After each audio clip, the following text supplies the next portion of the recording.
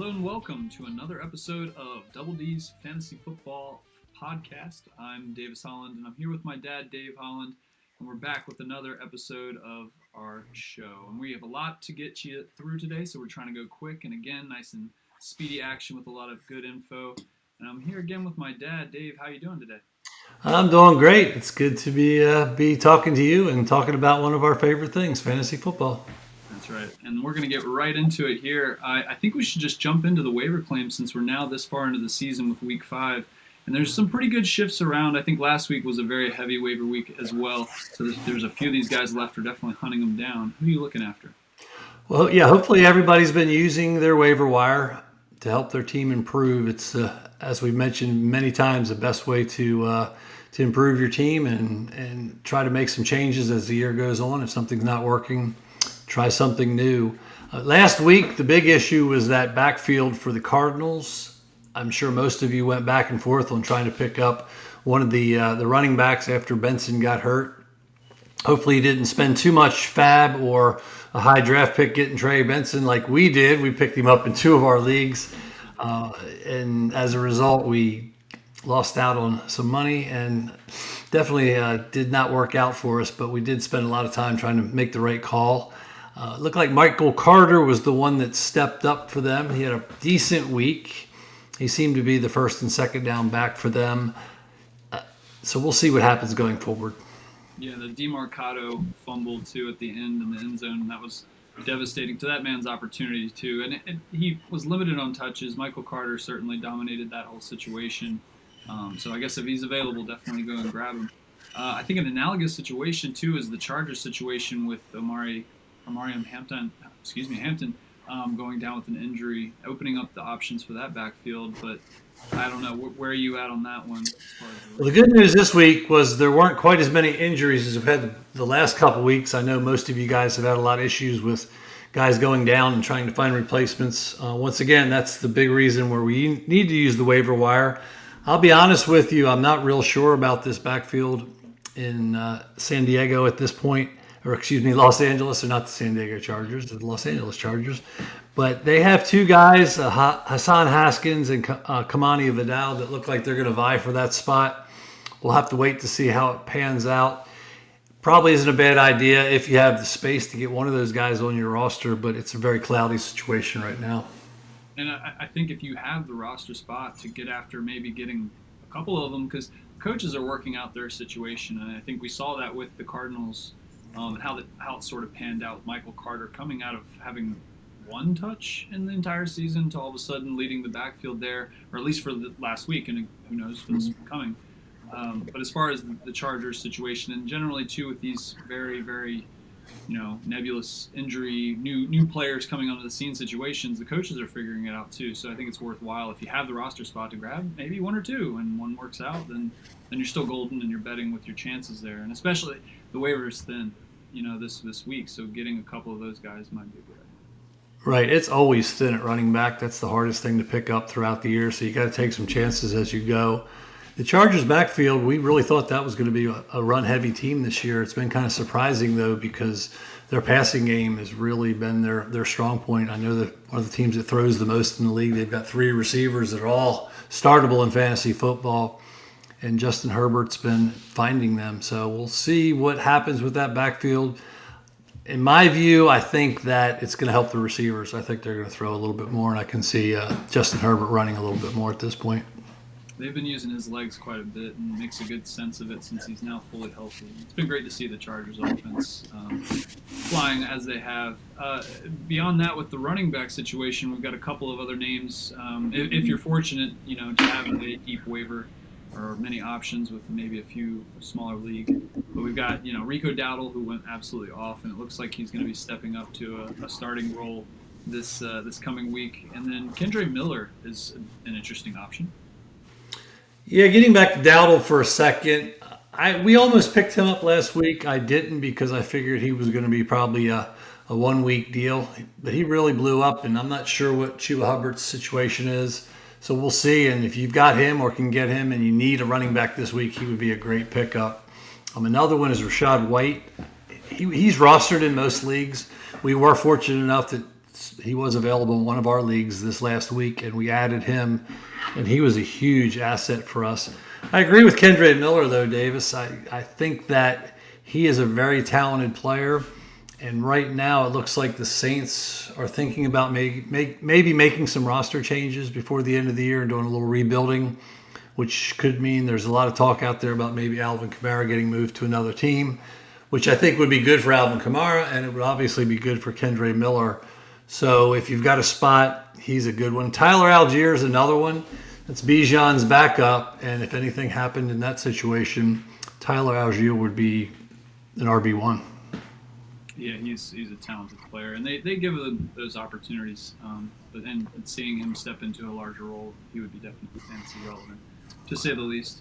And I think that steps into the whole handcuffs of quality. Those are always good options if you're really looking at a thin waiver wire, and maybe picking them up on free agency is a better idea if they're not going to be a hot waiver pick for your league. But if you have the open roster spot and you're really looking at some players that need to be moved for injury or otherwise, finding a good handcuff is always a good idea. Another one that comes to mind, and I hate to say, but is Justice Hill. He's looked really, really sharp this year, and the Ravens have found good ways to utilize him, so I think he's a good option. And again, a deep waiver kind of idea here, and I've gone through it a little bit with our leagues, but as far as looking at maybe players that are on the IR reserve list, that are deep down in the list of your waivers, if they're good receivers, for instance, that have had opportunity and usage, it's maybe worth a look for those, again, really thin waivers if that's the situation. And Cedric Tillman comes into mind. He's not going to be back for another month, but if you got an IR spot and it's on your bench and you have it open, why not throw him on there if he's available? And that's a great point. Don't forget to look past the guys that are available, because there may be somebody who's on bye or somebody that's out that may have been dropped, and look down there and see if you can dig somebody out. Every league's a little bit different. So keeping an eye on what other people are doing, what their moves are, who they're dropping is another good way to stay in tune with the players that are available. Another guy we've talked about a lot, but we really haven't made a decision on, is Trevion Henderson. Has been dropped in one of our leagues. Yeah, that backfield was it was a clogged backfield for a while, but there was an injury this week. Antonio Gibson tore his ACL, so it may open up more carries for him. He's a talented guy, but if you watch the game, Ramondre Stevenson got all the key touches in that. So we'll have to see what happens, but that Patriots team is one to keep an eye on. They seem to be really on the rise after that big upset over Buffalo this week. To me, after watching a lot of their games, I would argue their run game has just not been very effective, generally speaking. The blocking and whatnot has just not seemed to be there, or their running has just been very ineffective. Yards per carry is very low at this point, it seems like. But anyway, I do think Trevion Henderson is a very good, talented person, and he's available, as you said, in some situations. So that's always good. And this again is going to availability for our players that are around the league, for those getting new opportunities through maybe injury or otherwise. Are there any key injuries we should discuss before we get out of here? Well, one thing I kind of want to double back on is if you're looking for a quarterback, there are quarterbacks on bye. Trevor Lawrence had a really good week last week. He's available in a lot of waiver wires. And we did have Lamar Jackson on one of our teams, and so we needed to pick somebody up last week, and we happened to settle on Sam Darnold. Sam Darnold is a top 10 quarterback right now. He's very consistent. He's got good wide receivers. Still not sure why the Minnesota Vikings gave him up last year, but he is definitely somebody that you may want to look into if you need a fill-in for your quarterback position. Absolutely, for sure. Yeah. He carried us to a great season last year, and now just in a situation, he's still doing really well. Yeah, we picked him up in our 2-quarterback league at one point, and he ended up being stellar for us. He didn't do that great for us, but he definitely carried us through some tough weeks last year. Absolutely, for sure. Yeah. So, any major injuries we want to discuss before we get? Well, of course, you talked about Marion Hampton.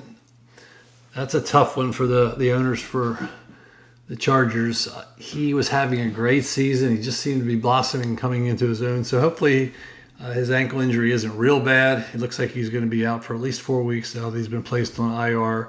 So we'll see what happens with him. For the Saquon Barkley owners out there, it looks like he's going to be okay, good to go to play Thursday, so no worries there. Brock Bowers owners, he's week to week right now, so we'll have to keep an eye on him. My opinion is they should hold him out for a couple games. His bye is coming up. Let that guy heal. I think the same thing with Lamar Jackson. Let those guys get better. Get them through the bye week as an extra week off, and hopefully they come back as good as new. Terry McLaurin could return this week, so we'll see what happens. Terry's had a tough year so far. He had the long holdout, so he missed a lot of training camp, and he's been banged up a lot. He's a guy we really like, but he has definitely had some problems this year. Yeah, definitely some shifts around. Fortunately, not too many injuries, but definitely some major shifts that have cascading effects that you should consider as a fantasy owner. All right, I guess really quickly before we wrap things up, we should look at our shining stars of the week and people who have kind of gotten to their zone and some consistent players that are helping you with your fantasy lineup. Who do you got off the bat right now? Well, it's hard to decide where to start because there's some guys that have been really surprising, but Mbuka, excuse me? You mentioned Darnold. Yeah, well, Darnold, he's been very solid. He had a great week last week. Drake May has been really good too. His numbers, fantasy point numbers, weren't stellar last week, but he's a winner and he's making good plays. He's getting better each week. So if you took the chance on him this year, I think it's going to pay off for you. He's got a nice, easy schedule through the second half of the year. Dak Prescott's done well. They have to score a lot of points because their defense isn't that great, but he has definitely stepped up even without CeeDee Lamb, and when CeeDee comes back, that's only going to make him the better. 2 wide receivers, JSN, congratulations if you picked him. We didn't think too much about getting him this year, but he has definitely turned into an alpha number 1 receiver, and that also helps out Sam Darnold's value. And tight end wise, you got to give your kudos to Fergie for Dallas. He's had a great season so far. Get lots of looks, and I don't think even when CD comes back, it's going to affect him that much. I think it'll affect Pickens a little bit, but he's still going to get his targets. Dak loves throwing to him. The Dallas offense has been a really lucrative one in fantasy, I would argue, despite the CeeDee Lamb injury. But Javonte Williams has been an absolute stud. And you love when the coach himself directly uses the term bell cow in reference. Right. It's always a good feeling, and especially getting somebody so late in the draft. That's been a really good one for at least one of our teams. I wish we had him in more. Yeah, if you got him on your roster, you got him late. You didn't pay anything for him at all. We literally got him in one team, and it was the third to last round. We picked him up as just one more. Outside one more running back. He was going so cheap, and the teams have decided to go ahead and grab it at the end. We lucked out. I'm going to say it wasn't skill. It was pure luck grabbing him because they were not really building him up at all in the preseason. No, and it's that, is he 2 years out of his ACL injury? It seems like that's the year. Yes. The pattern is that your running back's at full caliber strength. Well, he was such a plotter last year. He's a really good player. He came out of college and looked like he was going to be a star. What's that? It takes time to get the explosiveness back. It seems like it does, as you well know. Yeah. The ACL injuries have not been kind. You've been through that. Yeah, two times over. And then we've got Emeka Egbuka, and I apologize if I butchered that, but he's been a stud. Oh my goodness! As a rookie, that's one of those two you dig out and just kind of throw the dart against the wall, and when they stick like that, it's been amazing, his usage. He wasn't a huge surprise in that they told us in the preseason this guy is ready to go. He is not a rookie. He is ready physically and mentally to make a difference. And he's one of those that I look back in hindsight, we got him on one of our teams, but I wish we grabbed him in every league because you were getting him probably in the 5th, 6th round. I'm not sure when we got him, but it wasn't one of the top rounds. And he's unstoppable. He's that guy right now. He really is. And to come into a situation like the Bucs, and Evans getting injured is definitely a thing that's opened up some touches for him for sure. But such a good good receiving core, and with Godwin back, it seems like there's no stopping his Alpha 1 usage and production. Another guy too, I just want to spend a second talking about might be my favorite player in the NFL, and he in the preseason they were saying, oh, he's not going to be as productive as he has been in the past, and that's Amon-Ra St. Brown. He's once again just ridiculously unstoppable. That guy works out nonstop in the offseason. Talk about preparation. That guy's the epitome of preparation, and it pays off for him because he is an amazing player. Yep. As they say, if you fail to prepare, you're preparing to fail. That's right. My favorite line, John Wooden.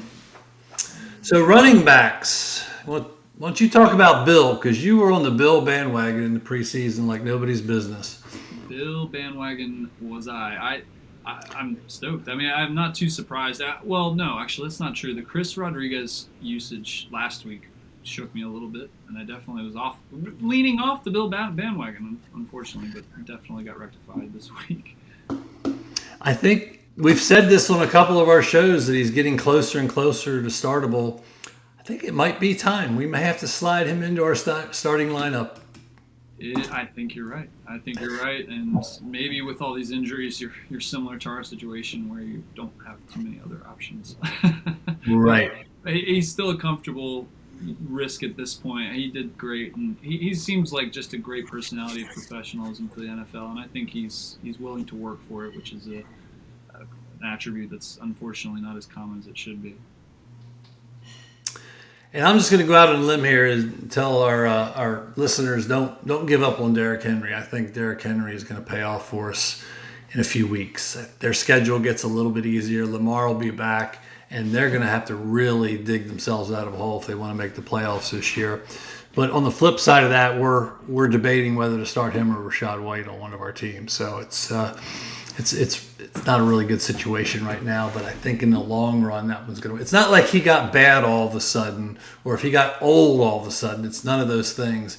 It's game script. Things just haven't worked his way. There's a lot of injuries playing to the Ravens, or not to the Ravens' favor right now. They're the most injury riddled starting lineup in the NFL. Yeah, them and the 49ers for sure. Yeah, it's far beyond just Lamar, and I think that's worth noting. And I think the talent in the entire team, let alone Derrick Henry, is still there. It's just a matter of having everybody on the field at once to make that happen. On the flip side of that, I think we can say Jonathan Taylor is stepping up as the RB1 or very close to it, which has been great for his career. It's great to see the Colts in general doing well, Daniel Jones' career being rectified, and Jonathan Taylor's another one. He kind of seemed to be fading off in the sunset of star RBs that were really, had their flash in the pan year, so to speak, I guess, season, and then kind of fade off with either a bad franchise or a lack of talent to continue with what they were doing that 1 year. Right. Yeah. All right. So our final word this week will have to be Go Bill. I'm rooting for Bill this week. Go Bill. Yes. Go Bill. Bill. Indeed. I watch an interview of the guy if you haven't. He's as endearing as anybody in the NFL, and fun to root. You got to root for a guy like that. Yeah, you got to root for a guy like that, no matter what team you're going for broadly. All right, I think we're going to sign off for episode 5. We'll be back again next week, if possible. We skipped a couple of weeks there, and that is not something we would intend to do, but it seemed as though things were kind of settling with the season. We had things going on. I was finishing up my coaching season with soccer, so we got to do what we got to do. But we're back, and we should be back next week, so continue to tune in. Please leave a comment. Please leave any sort of suggestions or questions that might be helpful for our next discussion, and we hope to see you there and join us. Any final words there, Pop? Just have fun with it, guys. Sounds great. We'll have a great week, and we'll see you again next time. Bye, everyone.